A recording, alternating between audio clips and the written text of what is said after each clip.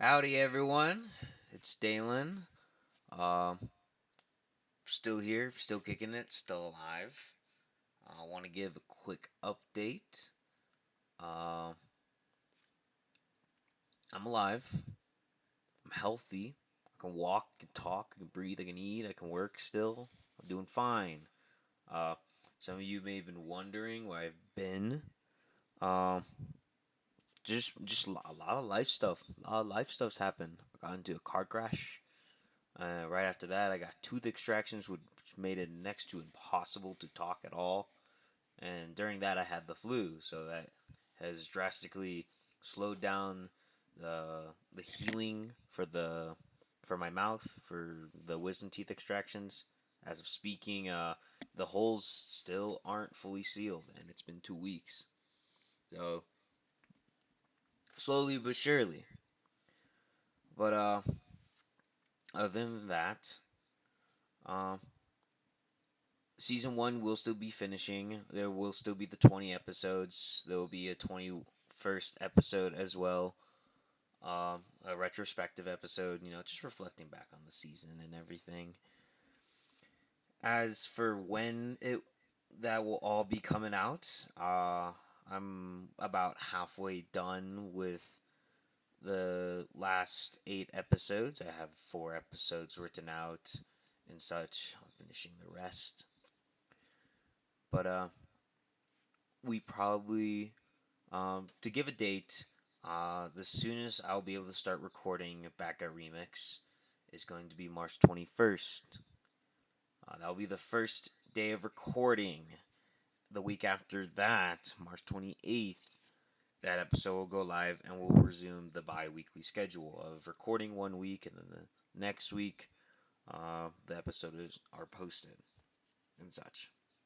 So as of speaking, I was told during this little break that some of the Spotify episodes were not appearing. Apparently, they got taken down. Uh, by the time this episode's up, it everything should be back on the Spotify. I never got an email or warning about any of that, but it's just the way it is.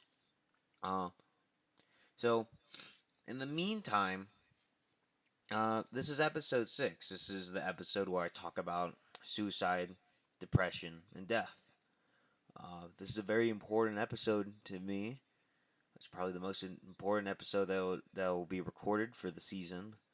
Probably, I can guarantee it is. It's a very personal to me. But this episode was not supposed to come out. This episode was never supposed to be posted online, mainly because at the time when we finished the recording, the audio was unintelligible. You could not understand a single word. Uh, you couldn't listen and garner any information or commentary or anything from it. It was heartbreaking, especially because we had a lot of people show up to the cafe for the episode. There was a lot of support for this episode. I did a lot of word of mouth, telling people about it in personal invites and stuff. The turnout was great. The support was great. I'm really thankful to everyone that showed up. It was all the more heartbreaking though, knowing that this episode would not come out. However, Justin, he asked for the episode. He asked for the file. I sent it to him, and he's been working on it for a long time, for a good few months. I sent this episode out to a lot of friends, offered to pay a lot of people to fix the episode. Everyone had told me it was a lost cause, and that was very tragic for me. So I kind of just accepted that it wasn't gonna happen until someone messages me one day and they said, "Hey, I just heard from Justin that the episode 6 is gonna be recovered." I'm like, "What?" And then Justin texts me, "Check the Google Drive." I checked the Google Drive, and here we have it, episode 6. The audio's not perfect, but it's legible. So if you don't want to watch the episode because of the sake of just quality, that's totally understandable. However, of all the episodes I have recorded, if there's any episode I ask you to watch, it's this one. It's the only episode I ask you watch. It's a very important episode to me. But big thanks to Justin. Big thanks to Remix Audio Bar. Him and his team pulled a miracle with this one. I'm super grateful for everything they've done for the podcast, everything they've done for me. Yeah, truly grateful, and I'm incredibly lucky to not only have them helping me with the podcast, but also everyone who watches the podcast, everyone who comments, everyone who reaches out, and all that. It's it's truly heartwarming. So I hope you enjoy the episode, and y'all have a good one. I'll see you in spring.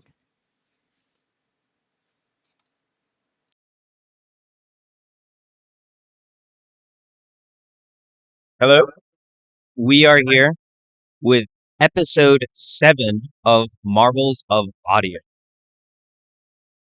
As of recording this, we have been recovering from an insane snowstorm. Uh, Brutal, tons of power outages. I've had a lot of days off. It's been great, especially for doing the final touches on the script for this episode. Uh, the usual stuff I do at the start of the episode, intro announcements, all that. I'm going to save that for the end of the episode, just for how seriously I want to take the subject of this episode. Uh, Rather than opening up with my usual code, I'm going to reference a comic that I had read a while back, like a little comic strip off of Twitter that kind of gave me the final push I needed to get this episode into writing the works and eventually here. It's a Twitter post from an artist called Aster Alias. Um, their their link to the comic and their social will be in the description when this episode comes out. I got permission from them to reference this, so very grateful to them. And the name of the comic is very simple. It's very straightforward. It's 5 things that stopped me from killing myself. Number 1, a good meal. Number 2, keeping my father company. Number 3, reading stories. Number 4, friends. And then it opens up with a panel of the artist talking to a friend, being like, hey, I'm going to die tomorrow. What are the last things you're going to say to me? And they chime in as like, hypothetically speaking. And the friend that they're talking to thinks about it for a while. Very deep in thought. Takes them by surprise. Until the friend finally speaks up. And word for word, I hope that one day you can live without feeling like you need a manual on life and live as your authentic self. And that brings us to number 5, the words that I needed to hear most. After the end of that comic, the artist, author, Aster Alias, goes on a little tangent to talk about their experiences and battles with depression. They talk about how they have everything they could ever want, they ever need, and all that. Life's great for them. And yet, every day, they wake up, go about their day, and they just feel the will to live, the life evaporate from them. It all just disappears, despite having everything. But those few words took them so far to keep going, to stay alive. Today, we're going to be going over topics of suicide, depression, and death. And most importantly, my personal battles with these as well. And how a lot of these are through the support systems I had, the support systems I've had, sheer incredible luck, and coming to a definition of what my definition of living life is, which is authenticity. We'll get a little bit more into that. But I really resonate with that comic because even though it's a completely different situation from what I've experienced, it felt so close to me. Very same things I've dealt with, struggled with, that I've had many, many good things, great things in my life. And I've, through the majority of my life, struggled with depression.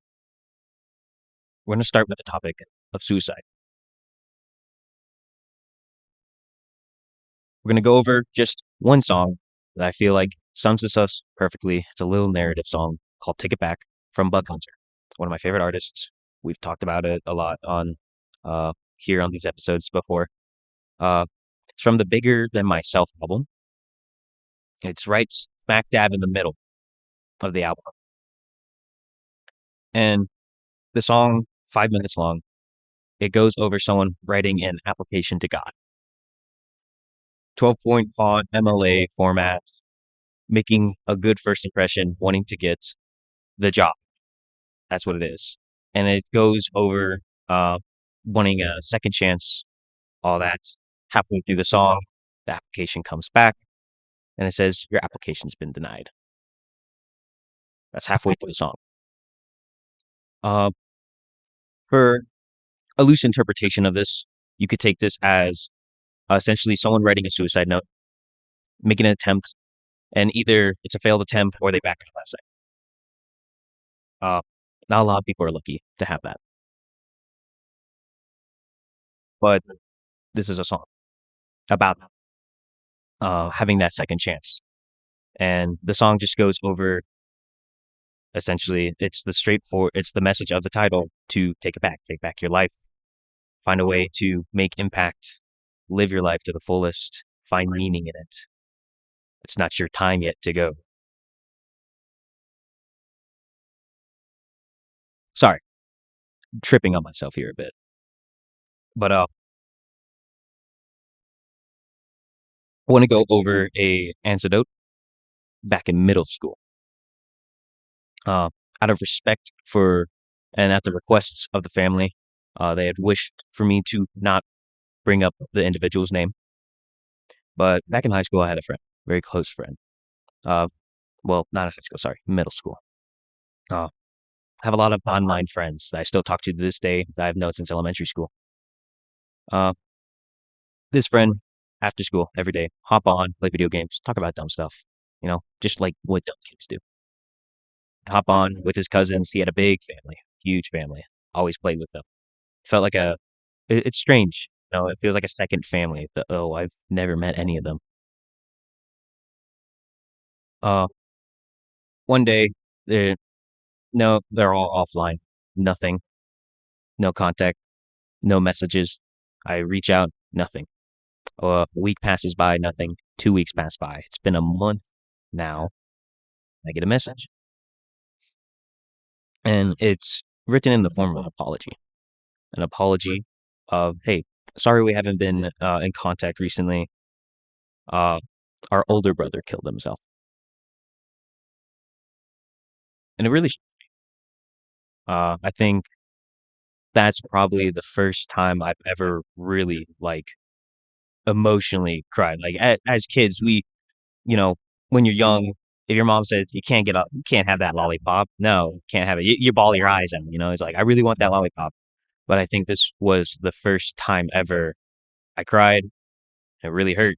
And no matter how much I cried, it didn't get better. And say what you want. Oh, you never met this person. You don't even know their face and all that. I didn't care. They meant a lot to me. And it sucks. And it still hurts to think that today, after I finish recording this, I go home. I could probably be hopping on my computer to still play games with them, but that didn't happen. But from that point on, I made a promise to myself that no matter what happens, whether it's for the better or for the worse, or out of spite, I'm going to keep living. And to me, that's kind of how I began my first steps into all of this, really. Thinking about mental health,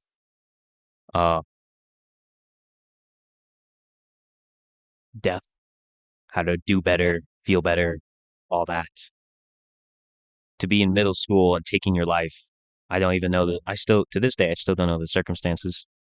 But that's incredibly early on in life. And like in the song Take It Back, there are still so many lives that he could have reached out to impact, make the world better. But we don't know. He gave his application and God took it. It's a real shame. That's all I'm going to talk about on that.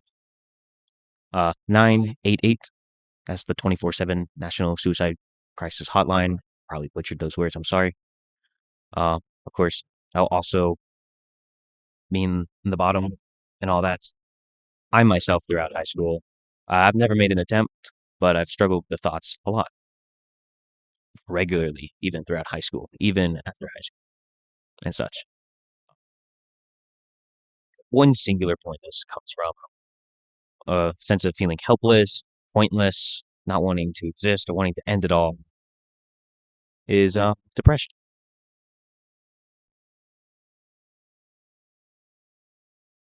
If I recommended an album a while back called "This Is How We Get Better" by the Narcissistic Cookbook. It's essentially an album on mental health, and it's a self-help album, essentially. The intention of the album is to help people through situations, scenarios, feelings, and such that could lead them to a place of feeling helpless. I'm not gonna talk about the entire album. I'm gonna talk about a few key songs that when this album first came out during the pandemic, uh, really helped me through a lot of stuff. Put a lot of things into perspective for me. The first one I want to go over is Simplest of Words. Hands down, my favorite song from the album. It's a very incredible, how would I say, more like, it feels more like a spoken word with occasional music numbers, but it's one of two songs that follow the idea of self-love. Forgive me here. Been listening to this stuff all month, and now here we are at the episode. I'm running a blank here. But Simplest of Words goes over a song of just having a conversation with a loved one and such, and essentially being unable to get the right words out. They kind of get caught and clogged up in your throat, essentially. Kind of like imagine a cat. It'll just come out, but you try so hard, not the moment you want to. Very big on the whole idea of communication, and that's one of the most important things that helped me with my depression. Is I've been told a lot that I'm a really happy person and such, and whenever I tell someone I'm feeling really down, whatever, it's always a huge surprise. I don't know if it's just I mask it really well, or the idea of sadness and Dalen just don't ever cross paths in a lot of people's minds and such. But regardless of that, people just aren't going to know if you don't tell them, you don't communicate and such. Whether these are negative feelings or positive feelings, platonic, romantic, hurtful, people won't know if you tell them.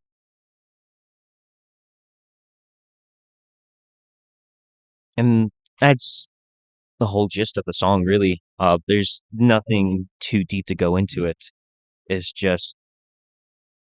the whole idea of how communicating, expressing, and all that can be very challenging and tiring. And that's how the song ends with Narcissist Cookbook. At the end, he gets just a few words out. There's two moments in the song where he just stops singing, takes a deep breath, has to compose himself.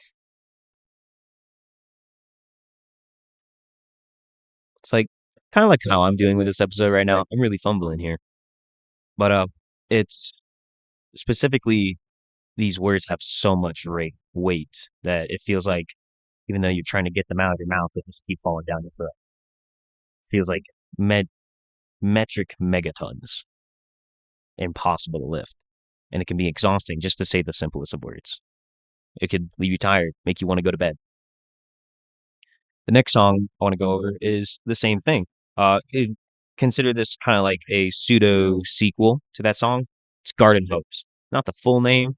It's covering your thumb over a garden hose, and it gets everywhere. It's a mess, and it's a really long title. It's a story about that same person he's talking to. They kiss, and he's talking to a friend about just how great it was to get those words out, talk it out, and such. And he's looking back at how he felt during simplest of words, being like, I can't believe I thought like that. I can't believe I was freaking out.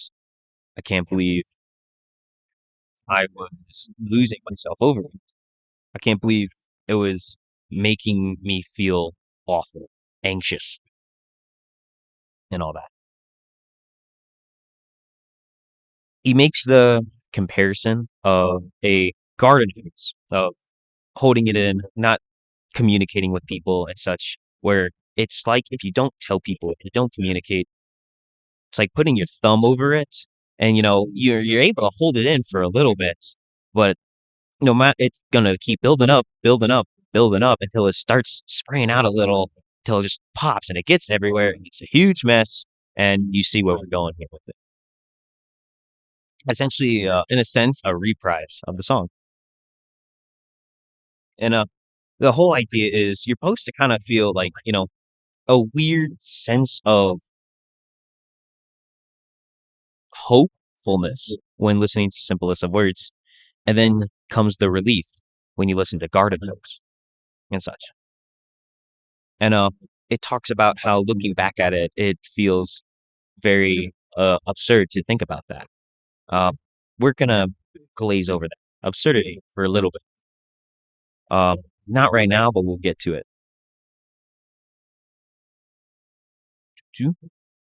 And then another song I want to go over is a song about self-love, appreciating yourself, loving yourself, practically imperfect.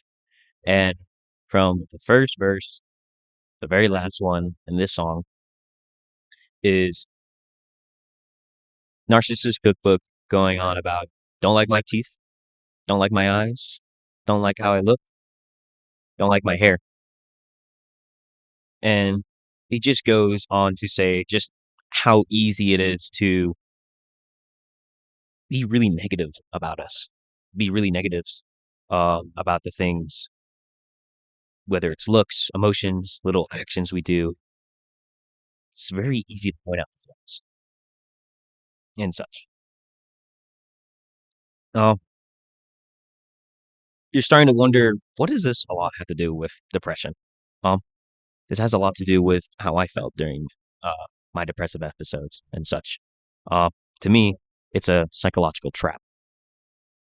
You kind of put a standard on yourself through societal, social, and your ideal self. Kind of like a triangle build around yourself. And you put up expectations from people, from society, from social groups, all that and such. And if you're not able to measure up to that, it can feel tighter and tighter and tighter, essentially. And I think, to me, self-love is still being able to have that triangle there, but even if you can't hold up to those 3 points of whatever your ideal self is, or what society thinks of you, or what your social circles think of you, is giving yourself room to breathe, to love yourself, to relax, calm down, and such. The idea with communication is very important because if people need to understand what you're going through. it's very important to have people by your side and such and all that. Same thing with my friend. I never knew that until a month later after he already took his life. And I think back to a lot of that. Because granted, I still don't understand the circumstances, but I feel like even if I did, I don't know what I would have been able to do, what I could have done to help other than just be there. And I don't know where down the road I realized it, but I think it was while I had people supporting me and saying they don't understand what I'm going through, but they're still going to be here with every step of the way. Is you don't have to understand someone to love them, to help them, to just be there for them. That right there takes us into the main point of the last song we're going to talk about for this album. Good Morning Sunshine. It's the first song of the album and probably the strongest one, the most impactful one in my opinion. Little alarm clock going off. Singer, Narcissist Cookbook, Good Morning Sunshine. Time to get out of bed. Time to get to the day. And it just goes over. He's singing to someone, like whether he's a little fairy or just a narrator that's there by our little protagonist for the song and such. However you want to imagine it. It's whatever. But he's singing along, encouraging this person to get out of bed. And he goes on, it's like, I know it can be hard to get out of bed. Sometimes you want to stay in bed and don't want to get out. This could last days, months, or even years. But what's important is to get out of bed and such. And it highlights a lot of things that I think are important to making things a little bit better when you're depressed. The number one thing is, just doing what you usually do, your routine, brushing your teeth, turning the heat on, laundry, and all that. And it's an underlying theme of building this stuff up subconsciously. We'll get that in just a sec. But what's the point of doing all this stuff? I do this stuff whether I'm happy, whether I'm sad, or if I'm feeling indifferent. What's this going to do if I'm feeling sad? How's it going to make me feel better? It's not going to make you feel better. It's not going to make you feel happier. But what this does is, and I'm not specifically talking about morning routines and stuff or whatever. It's just doing what you usually do. And that is up to your own definition and interpretation. But the reason we do these things is not to make ourselves feel better, but as a guarantee to keep us from feeling sad, from feeling worse. That's one of the most important steps. Is if you can't move forward, the next best thing you can do is not go back. In psychology, there's a graph I saw when I was researching this stuff, and there's a little line, and there's a huge U. There's the U. For the people that are here, I'm gonna stick out my arm if you could see me. This right here, this line that my arm represents, that's depression. The line where my finger is, this is your happiness. It goes down, it goes down, it goes down. It hits my arm, goes below. That's when we get depressed. That's depression. And then it gets down, keeps going, hits the dip, and it gets to the point where we've had it. We can't take it anymore. That's when we have a revolution, turn it around, and we keep going back up. We hit my arm, we're out of depression. At that point where we're out of depression, that is when someone is most likely to kill themselves. That's the most important thing, is to not go back.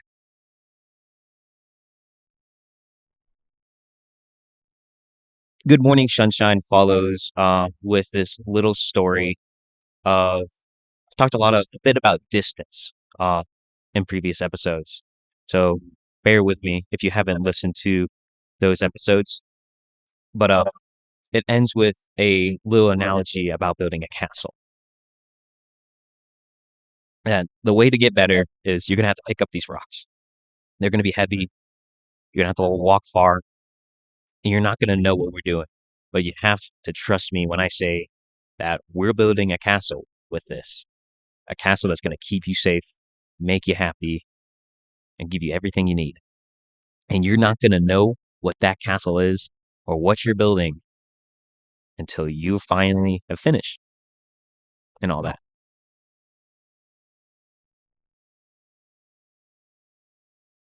And that's Good Morning Sunshine. That's all I'm going to talk about for that album.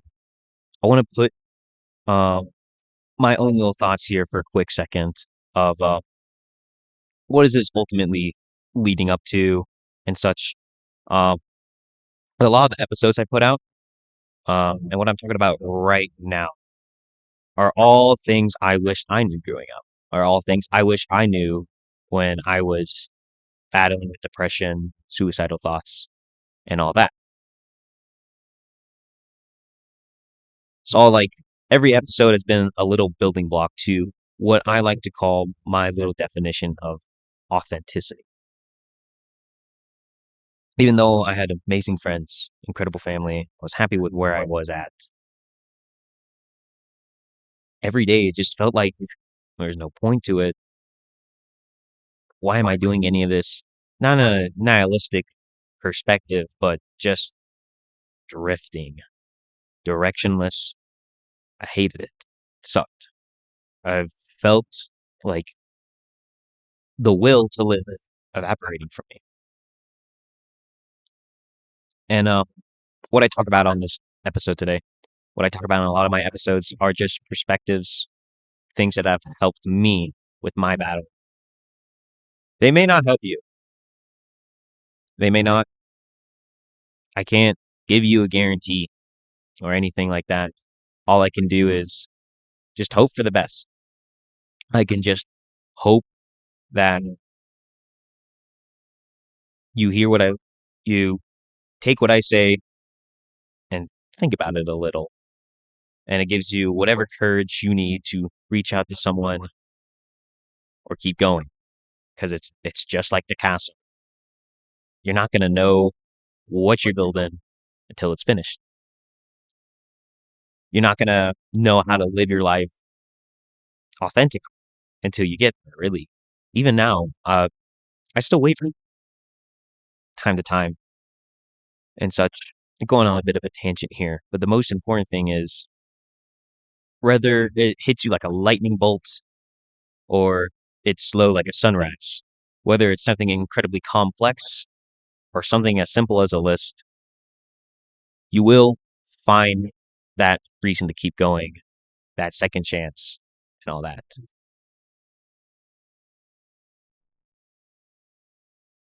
I feel like the main reason I'm still here is because of what happened with my friend, my middle school friend.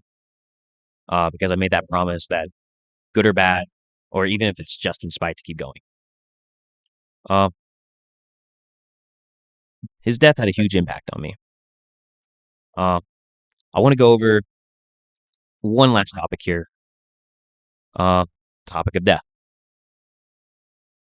I wouldn't say I know a lot about it, mainly because I never really thought much about it. But for reference, I'm going to be talking about The Loving Reaper by Jenny Jinya. In its core essence, it follows the story of the Grim Reaper coming to collect the souls of animals and such. It's ultimately a comic about raising awareness for environmental crisis, endangered species, and all that. But it goes over a lot of similar themes that I've seen in discussion about death and such. There's a gentleman by the name Kema. I call him Mr. Death. He does a death doula where I work at the cafe on Tuesdays. He also does life counseling as well. I'll be putting his stuff if you're interested in reaching out. But I've had the great pleasure of being able to listen in on his discussions of topics of death and stuff. And personally, to me, we live a lot of our life in the moments of stuff.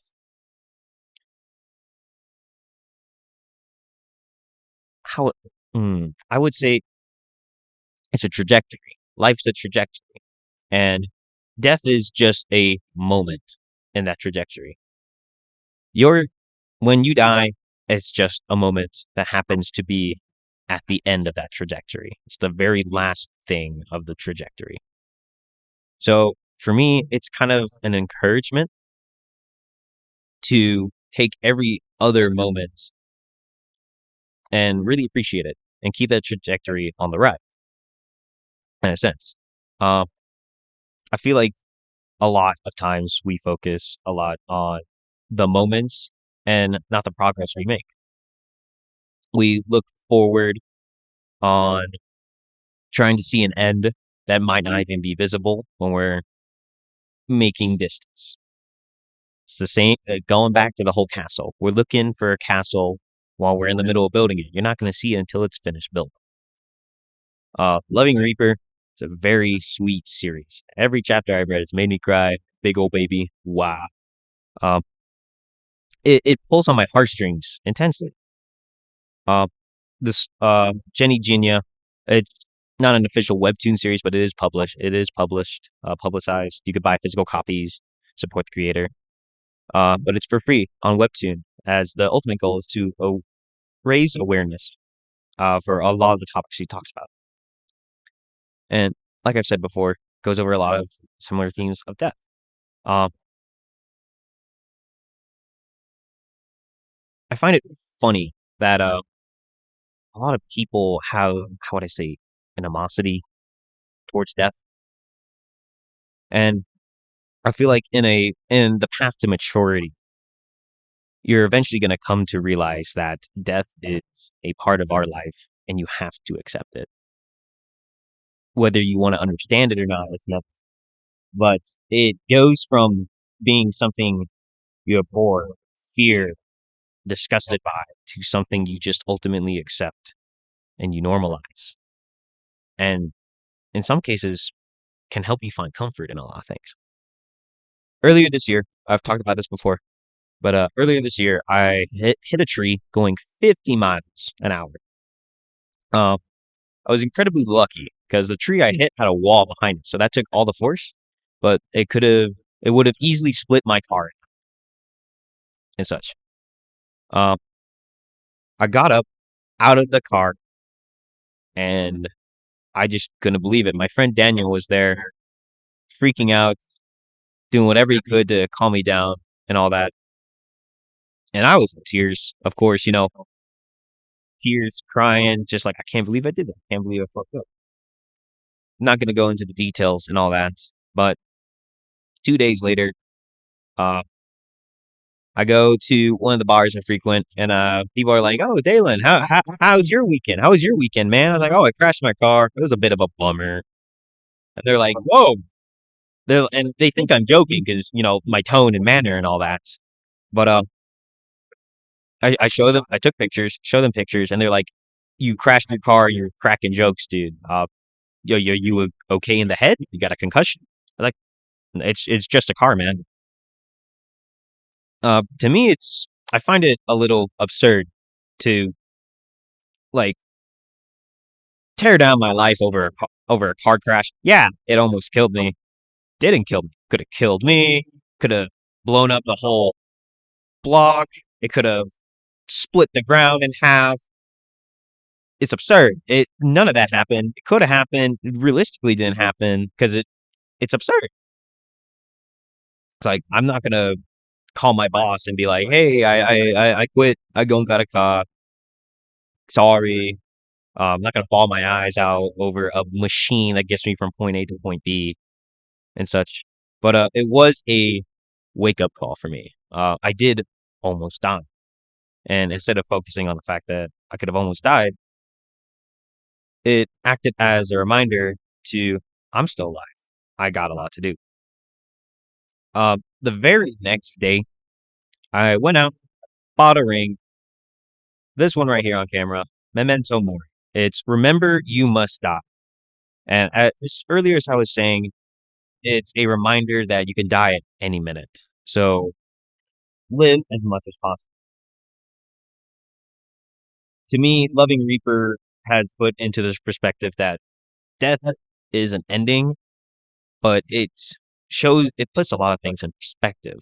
Is that when a creature or a person or something passes away, dies, and they're missed very dearly, that helps remind us how dearly loved they were while they were alive, how much of an impact they have on us, and so,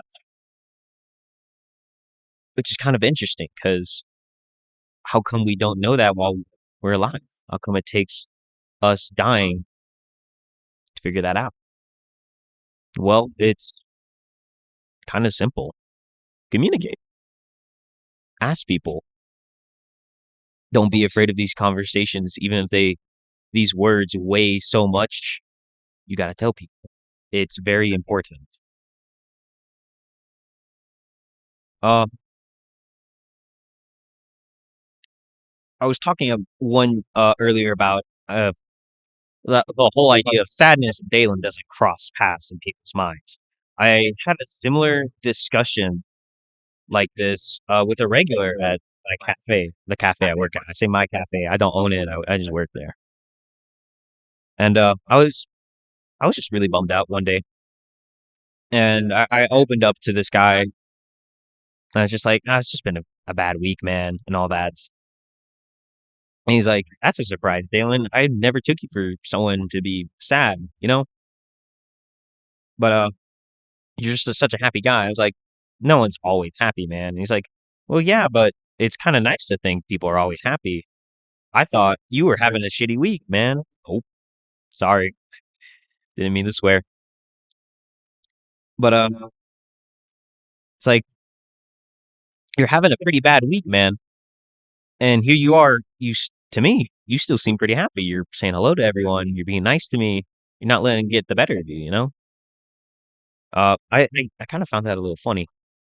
He says, even though you're still feeling bad and things are pretty bad right now, you're still happy. It's kind of coexisting. It's that sadness is still there, but you're focusing on the happiness of it.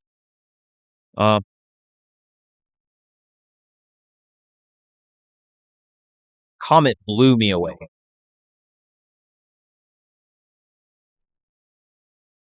Like thinking about it now too, it's kind of leaving me in shock and awe. Hearing those words, I feel like that comic we referenced earlier, Aster Alias. I want you to. I hope you can live life without the need of having a manual and live as your authentic self. Those words took Aster Alias very far, and are probably the pushing force to help them out of killing themselves, staying alive, getting out of depression, and such like that. Those words had the same impact on me, and such. This idea of,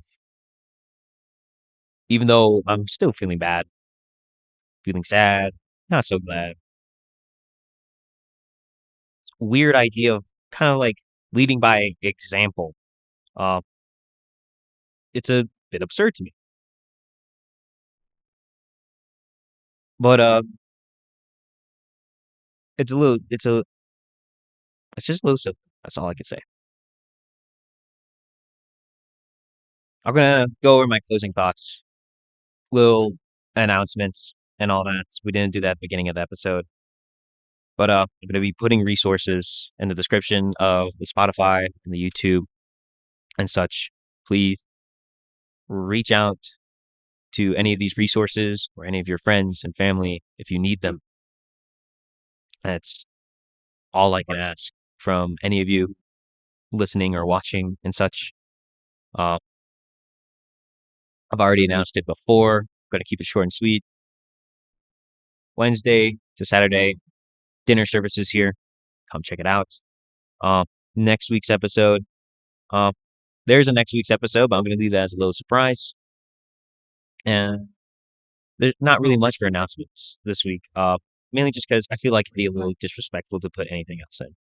But before we close out, if any of you are familiar with the story of Sisyphus, um, there's a lot of iterations of it and such that I don't know. I often find myself comparing myself to Sisyphus and such, uh, with the whole idea of I have everything, I'm doing these monotonous actions every day, but it feels like I'm failing.